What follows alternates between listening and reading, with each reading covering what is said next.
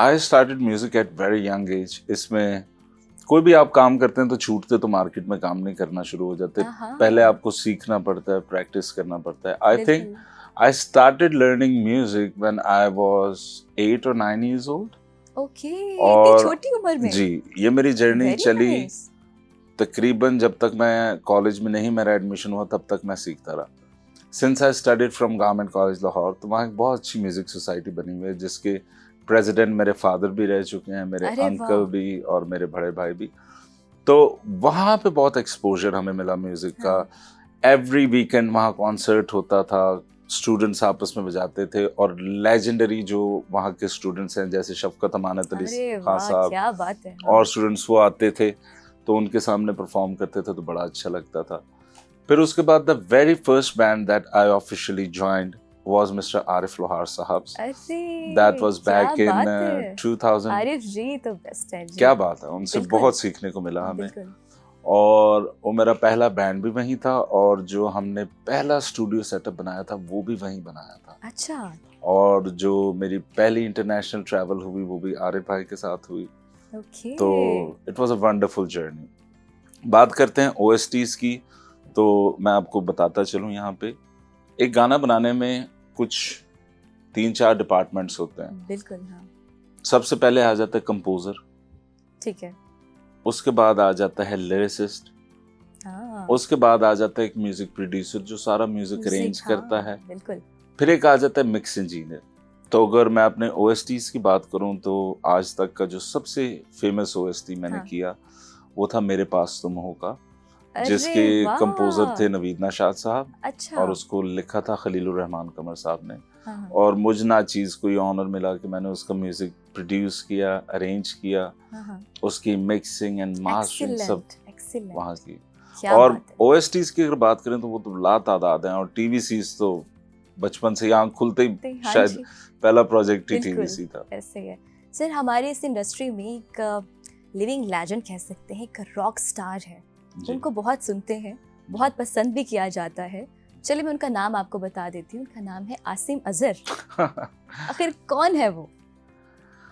आसिम अजहर अगर मैं उनकी बात करूं तो he is a hell of a talented person. अरे वाह। He is an amazing actor, he is an amazing songwriter. Wow. He is an amazing singer, and on the top of that he is an amazing brother. Oh. He's a beautiful soul. और I'm honored to have him as my brother. अरे वाह। आप दोनों भाइयों का बचपन कैसा गुजरा? बचपन तो खैर मुझसे बहुत छोटे हैं, 15 साल छोटे हैं, तो उनका बचपन मेरे सामने गुजरा है जो कि बहुत मजेदार था।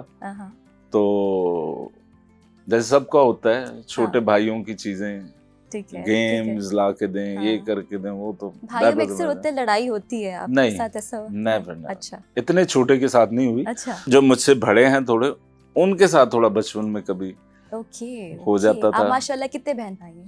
We are in total, we are in 6, 3 brothers and 3 sisters. Alhamdulillah. Very nice. Sir, Coke studio के बारे में आपका क्या ख्याल है? जितने में भी सीजन्स गुजरे हैं उसमें से आपको कौन सा अच्छा लगा है? क्या ख्याल है इस बारे में? देखिए, Coke studio is an amazing platform. Coke studio के थ्रू बहुत सारे न्यू आर्टिस्ट हमारे इंडस्ट्री को मिले। अगर हम बिगिनिंग सीजन्स की बात करते हैं रोहिल ख़यात सर की, तो भी बहुत अच्छे उसमें गाने आए। फिर उसके बाद स्ट्रिंग्स के पास आया, वो भी बहुत अच्छा था।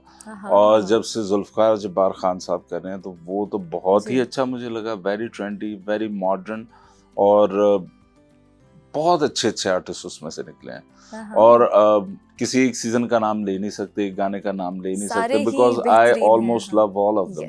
यस, इसमें तो कोई शक नहीं, कोई डाउट नहीं है।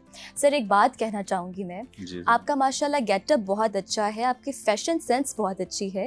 ये आपके इंस्पायरेशन कौन है? किसी को आप फॉलो करते हैं या जो म्यूजिक आर्टिस्ट होते हैं ऐसे ही वो रहना चाहते हैं? I don't know, I just like the way I am. किसी ने मुझे ड्रेसअप नहीं किया हुआ मेरे अपने। so good. Thank you very much. I'll take it as a compliment. Thank you so much. Thank you so much. Sir, आप travel बहुत ज़्यादा करते हैं और कहाँ पे आपको कैसा रिस्पॉन्स मिला? जी अल्हम्दुलिल्लाह, ट्रैवलिंग तो वाकई बहुत ज़्यादा है। और इसमें मैं रिस्पॉन्स की जहाँ तक आप बात करेंगे, I am so thankful to our Pakistani, overseas Pakistani, जहाँ भी गए बहुत अच्छा रिस्पांस दिया, हाँ वो यूके हो, वो ऑस्ट्रेलिया हो, वो कनाडा हो, वो यूएस हो, वो मिडिल ईस्ट हो, हमारी पाकिस्तानी अवाम खास तौर पे जो बाहर रहने वाले हैं वो बहुत इन टच रहते हैं। शायद यहाँ लोकल लोगों को इतना नहीं पता होता जितना उन लोगों को पता होता है ना, ये बात सच है। कॉन्सर्ट पे जब लोग आते हैं तो लिटरली पूरा गाना गा रहे होते हैं साहब। ओए होए होए, अच्छा। यस, ये 2016 में जब हमने फर्स्ट टाइम यूएस में परफॉर्म किया जी, तो आई वाज लिटरली अमेज्ड कि अगर हमने मान लीजिए 10 गाने गाए तो ऑडियंस ने 10 के 10 साथ पूरे गाए, और ये कवर सॉन्ग्स नहीं, ओरिजिनल सॉन्ग्स हैं। क्या बात है। तो दैट वाज वेरी अमेजिंग और मेरे लिए तो बहुत सरप्राइजिंग था। हाँ, ऐसा है कि हमारे जो मौसीकी को ना पाकिस्तान में इतनी अहमियत नहीं दी जाती जितनी हमारी बाहर के मुल्क में दी जाती है जी। आपको लगता है कि इसमें क्या हमारा कसूर है या फिर मीडिया ने इसको इतनी प्रोजेक्शन नहीं, ऐसा कुछ नहीं है। मुझे लगता है कि हमें पाकिस्तान में रहते हुए बहुत सारी मुश्किलात का सामना है। आप म्यूजिक में हो, आप बैंक किसी भी चीज में, पाकिस्तान में बहुत डिफिकल्ट है। लेकिन जो ओवरसीज होते हैं उनको ज्यादा करंट अफेयर्स का पता होता है, मेरे तजर्बे के मुताबिक वो ज्यादा कनेक्टेड होते हैं। सर, मुझे मौसीकी बहुत पसंद है और ना मैं सिर्फ सुनती हूँ बल्कि कभी कभी गा भी लेती हूँ। और यूँ मान लीजिए कि लगता है कि एक यंग बॉडी में एक ओल्ड सोल पाया जाता है।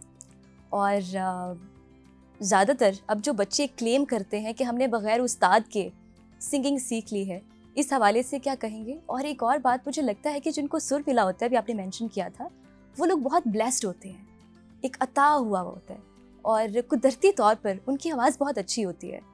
तो इस टैलेंट को आप क्या कहेंगे? मौसीकी में बहुत बेसिक सी दो चीज़ें हैं, एक कहते हैं सुर जो नोट होता है, एक कहते हैं लय। ये दोनों ऐसी लय मतलब टेम्पो, बीट, ओके, उसको उर्दू में लय बोलते हैं। तो ये दोनों चीजों का ना आप देख सकते हैं ना आप पकड़ सकते हैं, इसको सिर्फ आप फील कर सकते हैं। और अगर आप खुदा की तरफ से ब्लेस्ड होंगे तो ही आपको सुर मिलेगा।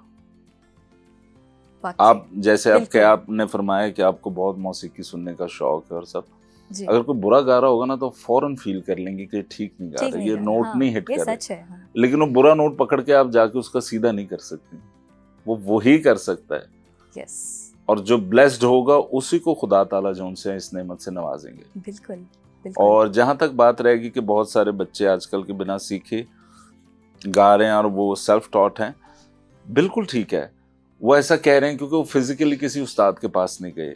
अदरवाइज मान लीजिए मुझे कोई गाना अच्छा लगता है और मैं उसको कॉपी करता हूँ, उसको खुद से बैठ के सीखता हूँ, तो बेसिकली तो मैं सीख रहा हूँ। सीख रहा हूँ। ये अलग बात है कि मैंने स्पेशली कोई टीचर नहीं हायर किया या किसी यूनिवर्सिटी नहीं पढ़ने गया कि कैसे होगा, लेकिन सीखने का अमल जारी रहेगा।